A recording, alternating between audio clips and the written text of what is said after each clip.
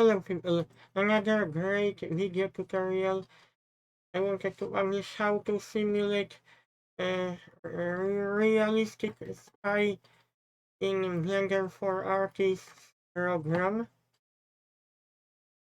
because this program is similar to Blender, but it is being developed by German computer programmers, but it is based on Blender. If you don't like keyboard shortcuts, you can use Blender for Artists. That's fine, it's up to you. Depending you prefer to use. Okay, in shading, I wanted to show you. You can switch to world and we can. I will show you how to add sky texture. Because now we got rid of sky texture.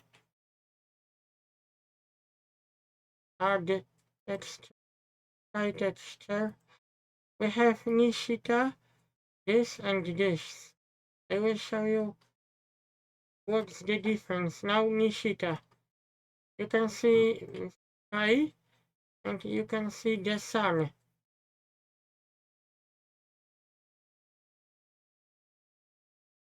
We have intensity of the sun size,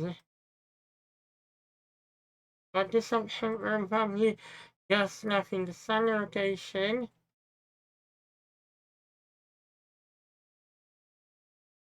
I still don't know what altitude does air, how much air in the atmosphere we can have, how much dust.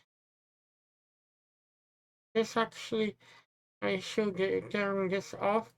Ozone. Sun elevation is quite interesting option, which I was thinking talk about. Because your sun could be high or low.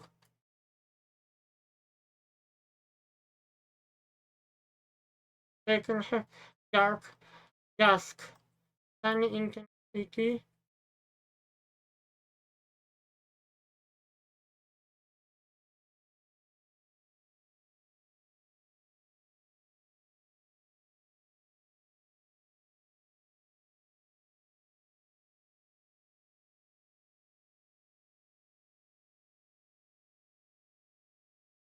Now we can check our render because this will look fantastic after adjusting this.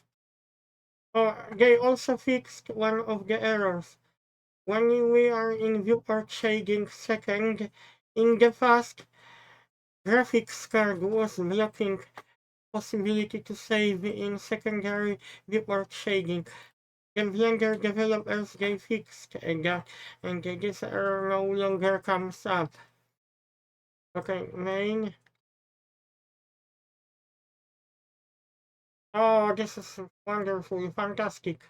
I will render now the scene, show you final result. I will be rendering in 2K resolution. And samples I will increase a little bit because of my render time. It will take a while, but because I'm using the graphics card, this will not take too much time. Okay.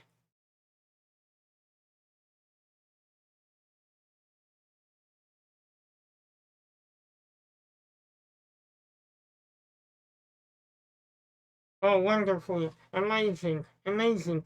This looks wonderful. I'm happy with the results. And render time is not too bad. Probably you have got better equipment than I got. Because I got GTX 1070. That graphics card deals with the scene okay. But I want to have RTX 2080. AMD Ryzen doesn't render the scene as good, as fast as graphics card.